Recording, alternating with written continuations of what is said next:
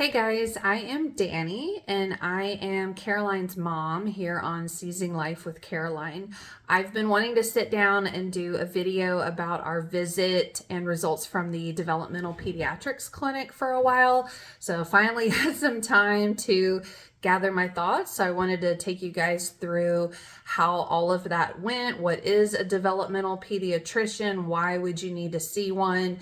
And our experience and now the results. So a developmental pediatrician is typically a doctor that specializes in pediatrics. They do a residency in pediatrics and then they do a fellowship in developmental pediatrics, which is usually an additional 3 years. Now, these clinics also employ psychologists, so you may get a mix of seeing the different ones.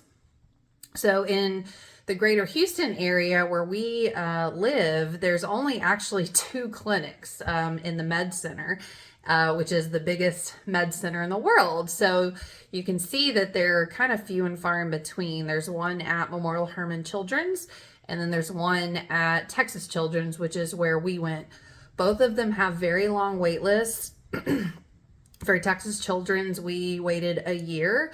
UT, it was going to be 2 years, so we chose to go through with Texas Children's, and we've just overall had better experiences with their doctors in general. When we finally got the call to go in and see the developmental pediatrician, we had 3 different visits. So the first visit was a phone interview that was a couple of hours. We did that in December. And then we did a follow-up in-person evaluation downtown, which was about 2.5 hours, and that took place in February. And then a couple of weeks after that, we did another phone visit, which was, I would say, about 45 minutes, and that was just going over all the results. So why would you need to see a developmental pediatrician? It's really for anyone that's concerned about their kids falling behind developmentally, if you're starting to notice problems with their development or any kind of behavioral issues. So our daughter Caroline, she started falling behind with her development at about a year. She had gained a couple of words and then lost them. She started walking late. And then since then, she's just had a lot of delay in her gross motor, her fine motor, and very extreme in her speech and cognition. Now, this kind of goes along with her genetic condition, which is Poirier-Bienvenu neurodevelopmental syndrome. But, we didn't know if that was the sole reason or there might be some other things at play. She's exhibited some behaviors the last couple of years that made us wonder, does she have issues with attention deficit or autism or sensory processing disorder? So things like that, the developmental pediatrician is the perfect person to see. And specifically for autism, they're an excellent resource. We had a very basic autism evaluation with the neurologist, which I highly advise. If you think your kid might be autistic, go see a neurologist. I remember our first neurologist we saw, because Caroline has seizures, he told us that a good third of the kids he sees that come in for an autistic evaluation end up having epilepsy. And that's what's causing some of their behaviors, is because they're having seizures. So don't just do a basic evaluation with your pediatrician, go see a specialist. So in general with Caroline, it was all of her developmental delays, some of her behavioral issues. We went ahead and got on the wait list, and then of course, got in to do the visit. It was very, very detailed. There were 3 different doctors that were seeing her. I had to fill out a bunch of paperwork, ton of questions, ton of activity evaluation that they did with her. The results ended up being that she is autistic, and they highly recommended ABA, which I'm going to talk about in another video. That's applied behavioral analysis, and that is really, really helpful to autistic kids, especially if you start it younger. So Caroline's almost 4.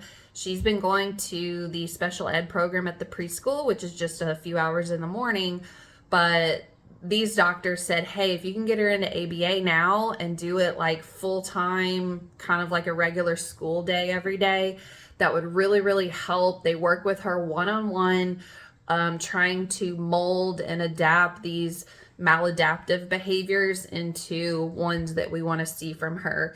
So she's had a lot of trouble with her speech and her communication, both receptive and expressive, but she's also exhibited extreme tantrums where she's biting, kicking, hitting, flopping on the ground, just for like little bitty things. She has some repetitive behaviors where she'll spin, or she'll tippy toe, or she'll say words over and over again. She has behaviors where she mouths a lot of stuff. She carries things in her hands all the time. And then she has some issues with just her relationship development with either other kids or even with adults, where she may not always respond to her name. Sometimes her affect looks pretty flat when she's communicating. She may not understand kind of the way that you're saying something and how she should respond. So a lot of those can be from autism. And when they did the evaluation, they said, yeah, she's on the spectrum, and there's a vast range on the spectrum, of autism. Some kids don't even speak, and some kids are very highly intelligent, just have issues with their kind of personal relationships and communication. So we started her ABA a couple of weeks ago, and so far she's doing really well. The developmental pediatrician said, hey, you don't need to come back and see us unless something changes. She is too young right now to evaluate for attention deficit disorder, but if she gets into school and you notice that could be an issue, then by all means bring her back. I was overall very, very happy with our visit and evaluation with the developmental pediatrics group. I will say that it was very expensive. We chose to go to Texas Children's, even though they didn't take our insurance, just because of our experience with them. But in total, with the 3 visits, it was about $1,400. So if you're somebody that doesn't have insurance, or you're considering going out of network and just paying cash, just know it's totally worth it, but it's very expensive. So that's something to keep in mind.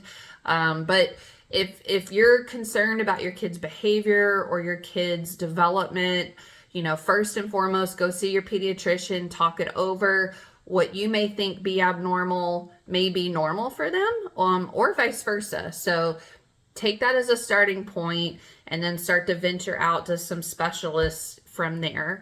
If you guys have any questions or comments, please leave them below.